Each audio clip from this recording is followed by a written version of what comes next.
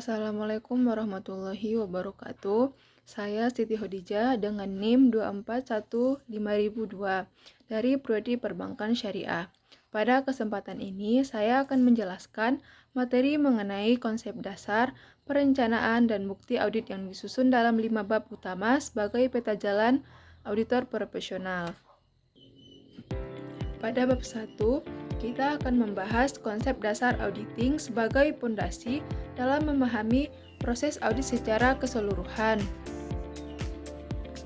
Audit adalah proses sistematis untuk memperoleh dan mengevaluasi bukti secara objektif mengenai informasi atau laporan keuangan sesuai entitas. Tujuan audit adalah menentukan apakah informasi tersebut telah disajikan sesuai dengan kriteria yang berlaku seperti standar akuntansi keuangan atau SAK. Audit sangat penting karena laporan keuangan digunakan oleh banyak pihak seperti investor, kreditor, pemerintah, dan manajemen perusahaan untuk mengambil keputusan. Oleh karena itu, laporan keuangan harus dapat dipercaya dan bebas dari kesalahan material. Dalam audit terdapat 3 unsur utama, yaitu auditor, bukti audit, dan kriteria audit. Auditor bertugas mengumpulkan dan mengevaluasi bukti, kemudian membandingkannya dengan standar yang berlaku sebelum memberikan kesimpulan atau opini. Selanjutnya, terdapat konsep asersi manajemen. Asersi manajemen adalah pernyataan yang dibuat manajemen mengenai laporan keuangan.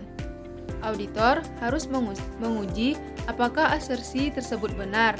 Misalnya, apakah aset yang dilaporkan benar-benar ada, apakah semua transaksi telah dicatat, dan apakah nilai yang dicatat sudah tepat. Selain itu, auditor juga harus memahami risiko informasi. Risiko ini muncul ketika laporan keuangan mengandung kesalahan atau salah saji yang dapat menyesatkan laporan keuangan. Oleh karena itu, auditor harus merancang prosedur audit yang tepat untuk meminimalkan risiko tersebut. Audit dapat dibedakan menjadi beberapa jenis. Yang pertama, audit laporan keuangan, yaitu bertujuan memberikan opini atas kewajaran laporan keuangan. Yang kedua yaitu audit kepatuhan, yaitu bertujuan menilai apakah suatu organisasi telah mematuhi peraturan yang berlaku. Dan yang ketiga yaitu audit operasional, yaitu bertujuan menilai efektivitas dan efisiensi kegiatan organisasi. Dengan memahami konsep dasar auditing, kita dapat mengetahui bahwa audit bukan hanya mencari kesalahan, tetapi juga memberikan keyakinan bahwa informasi yang disajikan dapat dipercaya dan digunakan sebagai dasar pengambilan keputusan. Pada bab 2, kita akan membahas standar audit dan kode etik profesi yang menjadi pedoman auditor dalam menjalankan pekerjaannya. Di Indonesia, auditor menggunakan standar profesional akuntansi publik atau SPAP, dan SPAP disusun oleh Institut Akuntan Publik Indonesia dan mengacu pada International Standards on Auditing atau ISA yang berlaku secara internasional. Standar audit berfungsi sebagai pedoman agar proses audit dilakukan secara konsisten, berkualitas, dan dapat dipertanggungjawabkan. Dengan adanya standar, auditor memiliki pedoman yang jelas mulai dari tahap perencanaan, pelaksanaan, hingga pelaporan audit. Selain standar audit, auditor wajib mematuhi kode etik profesi. Kode etik profesi terdiri atas 5 prinsip dasar. Yang pertama yaitu integritas, yaitu bersikap jujur dan tegas dalam menjalankan tugasnya. Yang kedua yaitu objektivitas, yaitu tidak memihak dan bebas dari konflik kepentingan. Yang ketiga yaitu kompetensi profesional dan kehati-hatian, yaitu auditor harus memiliki pengetahuan dan keterampilan yang memadai. Yang keempat yaitu kerahasiaan, menjaga informasi klien. Dan yang terakhir yaitu perilaku profesional, yaitu menjaga nama baik profesi dan mematuhi peraturan yang berlaku. Selain itu, terdapat sistem pengendalian mutu di kantor akuntan publik. Sistem ini bertujuan memastikan bahwa setiap pekerjaan audit harus dilaksanakan sesuai standar dan menghasilkan kualitas audit yang baik.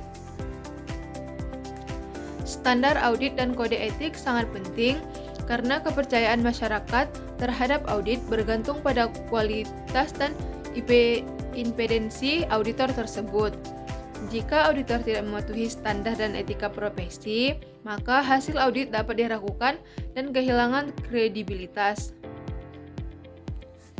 Oleh karena itu, SPAP, ISA, dan kode etik profesi menjadi landasan utama bagi auditor dalam menjalankan tanggung jawabnya secara profesional.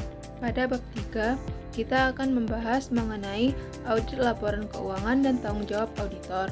Bab ini menjelaskan tujuan utama audit serta peran masing-masing pihak dalam proses audit.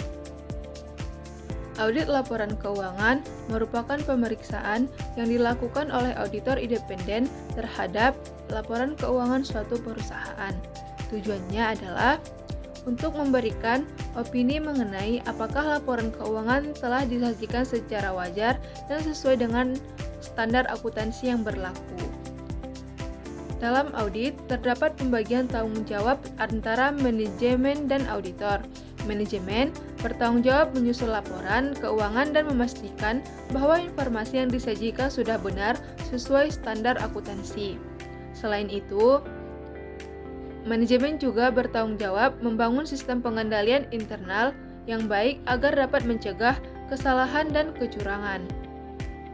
Sedangkan auditor bertugas memeriksa laporan keuangan yang telah disusun oleh manajemen, agar auditor tidak membuat laporan keuangan, tetapi hanya menilai apakah laporan tersebut sudah disajikan secara wajar. Untuk melakukan penilaian tersebut, auditor harus mengumpulkan bukti audit yang cukup dan relevan. Bukti audit dapat diperoleh melalui berbagai cara, seperti memeriksa dokumen perusahaan, mengamati aktivitas tertentu, melakukan wawancara, meminta konfirmasi kepada pihak ketiga, dan melakukan perhitungan ulang terhadap transaksi yang telah dicatat perusahaan. Dalam proses audit, auditor juga melakukan pengujian terhadap asersi manajemen. Asersi manajemen merupakan pernyataan yang dibuat manajemen mengenai informasi yang terdapat dalam laporan keuangan. Beberapa asersi yang diuji auditor antara lain yaitu keberadaan atau eksistensi, yaitu memastikan bahwa aset yang dicatat benar-benar ada. Kemudian, kelengkapan atau completeness, yaitu memastikan semua transaksi telah dicatat. Selanjutnya, akurasi atau asurasi, yaitu memastikan angka-angka dalam laporan keuangan sudah benar. Selain itu, terdapat cut-off, yaitu memastikan transaksi dicatat pada periode yang tepat. Setelah seluruh prosedur audit dilakukan, auditor akan memberikan opini audit. Terdapat 4 jenis opini yang dapat diberikan auditor. Pertama adalah opini wajar tanpa pengecualian atau WTP. Opini ini menunjukkan bahwa laporan keuangan telah disajikan secara wajar dan sesuai dengan standar akuntansi. Yang kedua adalah opini wajar dengan pengecualian atau WDP.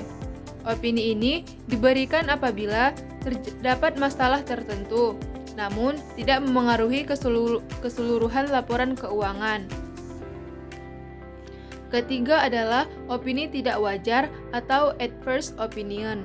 Opini ini diberikan apabila kesalahan yang ditemukan sangat material sehingga laporan keuangan tidak mencerminkan kondisi yang sebenarnya. Yang terakhir yaitu disclaimer of opinion atau tidak memberikan opini. Hal ini terjadi ketika auditor tidak memperoleh bukti yang cukup untuk memberikan kesimpulan. Dari pembahasan ini dapat disimpulkan bahwa audit laporan keuangan bertujuan meningkatkan kepercayaan pengguna laporan keuangan. Auditor berperan memberikan penilaian yang independen sehingga laporan keuangan dapat digunakan sebagai dasar pengambilan keputusan yang lebih tepat. Selanjutnya, kita masuk ke bab 4, yaitu perencanaan audit.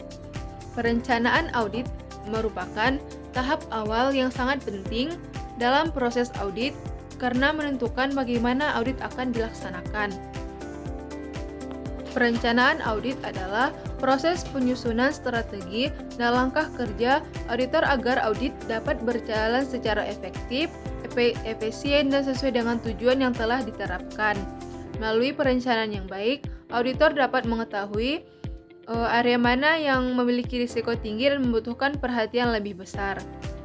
Tahap pertama dalam perencanaan audit adalah penyusunan engagement letter atau surat perikatan audit. Surat ini merupakan kesepakatan resmi antara auditor dan klien yang menjelaskan tujuan audit, ruang lingkup pekerjaan, tanggung jawab auditor, serta tanggung jawab klien. Engagement letter juga berfungsi sebagai dasar hukum dalam pelaksanaan audit. Tahap berikutnya adalah penyusunan audit timeline.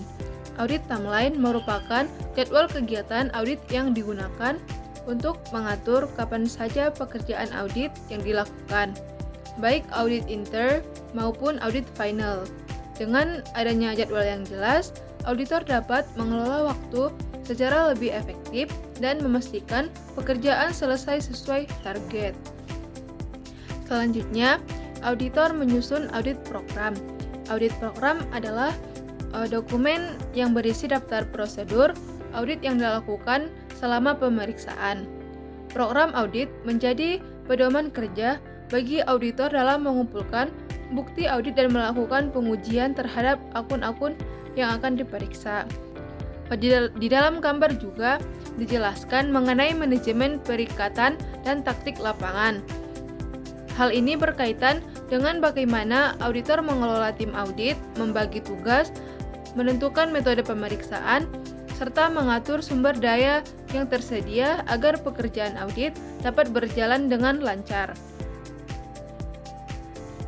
Untuk membantu penyusunan jadwal audit, auditor sering menggunakan Gantt chart. Gantt chart merupakan alat yang digunakan untuk menggambarkan jadwal pekerjaan dalam bentuk diagram sehingga auditor dapat melihat urutan kegiatan, durasi pekerjaan, dan target penyelesaian. Perencanaan audit memberikan banyak manfaat. Yang pertama, membantu auditor memahami kondisi bisnis klien. Yang kedua, membantu mengidentifikasi risiko yang mungkin terjadi. Yang ketiga, meningkatkan efisiensi penggunaan waktu dan sumber daya. Yang keempat, membantu auditor memperoleh bukti audit yang cukup dan tepat. Tanpa perencanaan yang baik, auditor dapat mengalami kesulitan dalam pelaksanaan audit, bahkan berisiko tidak menemukan kesalahan yang material dalam laporan keuangan. Oleh karena itu, perencanaan audit menjadi fondasi penting sebelum auditor melakukan pemeriksaan secara langsung. Perencanaan audit merupakan langkah strategi yang membantu auditor melaksanakan audit secara sistematis, terarah, dan sesuai standar profesional. Dengan perencanaan yang matang, kualitas hasil audit akan menjadi lebih baik dan dapat dipercaya oleh pengguna laporan keuangan. Pada bab 5, kita akan membahas mengenai materialitas dan risiko audit. Bab ini seringkali disebut sebagai mesin dalam proses audit karena menjadi dasar bagi auditor dalam menentukan fokus pemeriksaan dan jumlah bukti audit yang harus dikumpulkan. Pertama, kita akan membahas konsep materialitas. Materialitas adalah tingkat kesalahan atau salah saji dalam laporan keuangan yang dapat memengaruhi keputusan pengguna laporan keuangan. Dengan kata lain, jika suatu kesalahan dianggap cukup besar sehingga dapat mengubah keputusan investor, kreditur, atau pihak lainnya, maka kesalahan tersebut dianggap material. Dalam praktik audit, auditor tidak memeriksa seluruh transaksi secara rinci karena jumlah transaksi dalam perusahaan biasanya sangat banyak. Oleh karena itu, auditor menetapkan batas materialitas untuk menentukan bagian mana yang perlu mendapatkan perhatian yang lebih besar. Pada gambar, terdapat dua konsep materialitas. Yang pertama yaitu overall materiality dan yang kedua yaitu performance materiality. Yang pertama, overall materiality atau materialitas keseluruhan merupakan batas maksimal salah saji yang masih dapat ditoleransi dalam laporan keuangan secara keseluruhan. Sedangkan performance materiality adalah batas yang lebih rendah yang digunakan auditor ketika melakukan pengujian terhadap akun atau transaksi tertentu. Tujuannya adalah untuk mengurangi kemungkinan bahwa total kesalahan yang tidak terdeteksi atau melebihi batas materialitas keseluruhan. Selain materialitas, auditor juga harus memahami risiko audit. Risiko audit adalah risiko bahwa auditor memberikan opini yang tidak tepat terhadap laporan keuangan yang sebenarnya mengandung salah saji material. Dalam model risiko audit terdapat rumus AR sama dengan IR dikali CR dikali DR. Keterangan dari rumus tersebut adalah sebagai berikut. AR atau audit risk merupakan risiko keseluruhan dalam proses audit.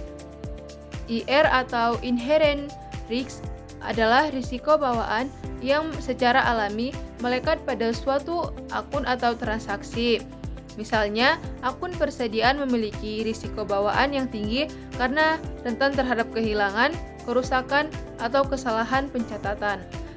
CR atau control risk adalah risiko bahwa sistem pengendalian internal perusahaan gagal mencegah atau mendeteksi kesalahan yang terjadi. Semakin lemah pengendalian internal perusahaan, maka semakin tinggi risiko pengendalian. DR atau detection risk adalah risiko bahwa auditor gagal menemukan salah saji yang sebenarnya ada dalam laporan keuangan.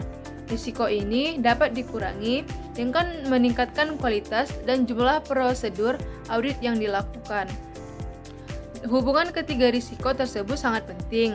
Jika risiko bawaan dan risiko pengendalian tinggi, maka auditor harus menurunkan risiko deteksi dengan melakukan pemeriksaan yang lebih mendalam dan mengumpulkan bukti audit yang lebih banyak.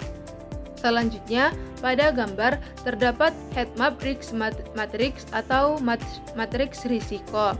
Matriks ini digunakan untuk mengukur tingkat risiko berdasarkan dua faktor, yaitu kemungkinan terjadinya risiko atau likelihood dan dampak risiko atau impact.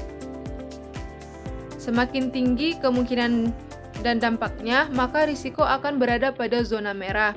Area merah menjadi fokus utama auditor karena memerlukan perhatian dan pengujian yang lebih intensif.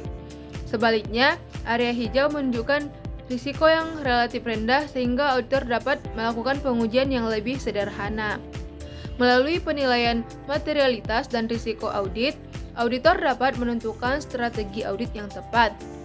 Auditor dapat mengalokasikan waktu, tenaga, dan sumber daya pada area yang paling berisiko sehingga audit menjadi lebih efektif dan efisien. Kesimpulannya ialah materialitas membantu auditor menentukan seberapa besar kesalahan yang masih dapat ditoleransi, sedangkan risiko audit membantu auditor menentukan area yang membutuhkan perhatian lebih besar. Kedua konsep ini saling berkaitan dan menjadi dasar dalam perencanaan, pelaksanaan, serta pengumpulan bukti audit yang menghasilkan opini audit yang andal dan dapat dipercaya. Mungkin cukup sekian yang dapat saya sampaikan. Kurang dan lebihnya saya mohon maaf. Wabillahi taufiq wal hidayah. Wassalamualaikum warahmatullahi wabarakatuh. Thank you everyone!